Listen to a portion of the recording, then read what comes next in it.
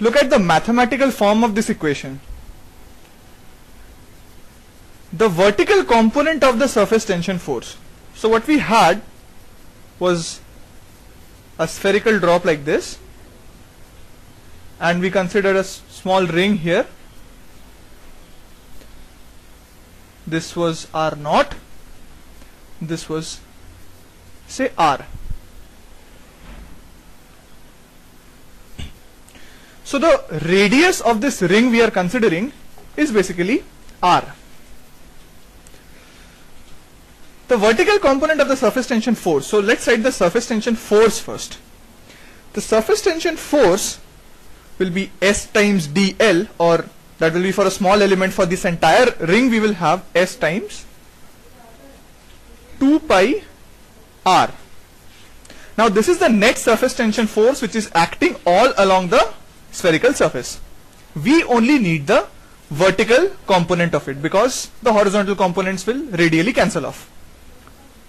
So the vertical component of this, if we consider something here, we will have a term here. Let's forget this term for the time being.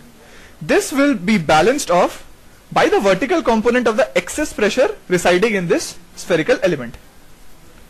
The excess pressure, as I said, will have radially outward components on this section. So these components which are resolved in the horizontal direction will cancel off. That can be easily proved if we look at this from the top.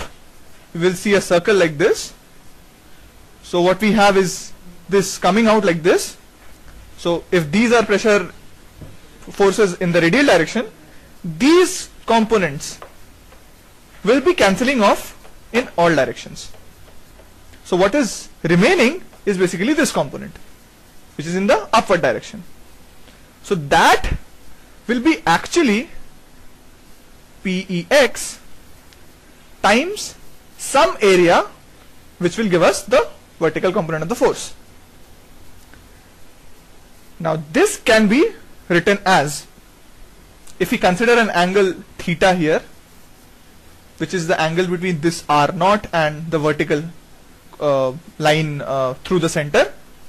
This is if this is theta, we can say that R naught sine theta will be equal to R.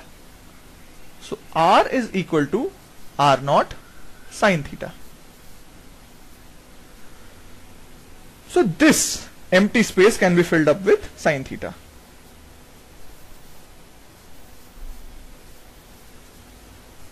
R naught sine theta. But this is not complete.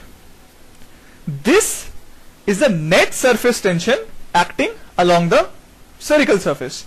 This has to be resolved vertically. So to resolve it vertically, this should be resolved in this direction. This angle here is nothing but 90 minus theta. So what we have here is sine theta. Again, this sine theta comes from cos of 90 minus theta. This is the vertical component of the surface tension force.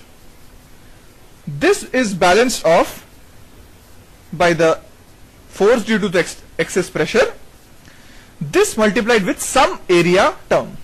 Now what is that area term? Because we are considering only the vertical component of the pressure, and as we look from the top on this spherical surface, we see only a circle which has a radius of R. We can say the area which we are considering is basically pi R square, where R can be replaced as R naught sine theta. So what we have is pi. Here we have to write pi R square. This R now gets replaced with R naught sine theta, which gives us R naught sine theta whole square.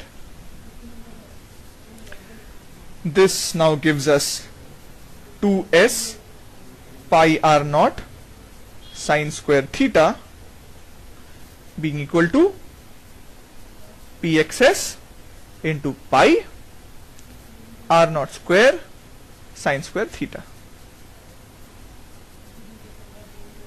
So sine square theta cancels off from both sides.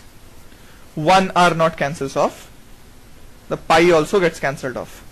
So what we are left with is Pxs is equal to 2s by r naught. So this quantity is known as the excess pressure residing inside a fluid drop. Note that we can have many possible cases of fluid drops. This is basically a fluid which is basically of one element. Only one kind of material is present in the fluid. We can have a case like this where we have something of this format and within it there is another small shell.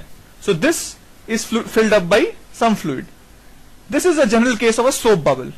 A soap bubble has soap and water mixed in this part and there's air in this hollow section.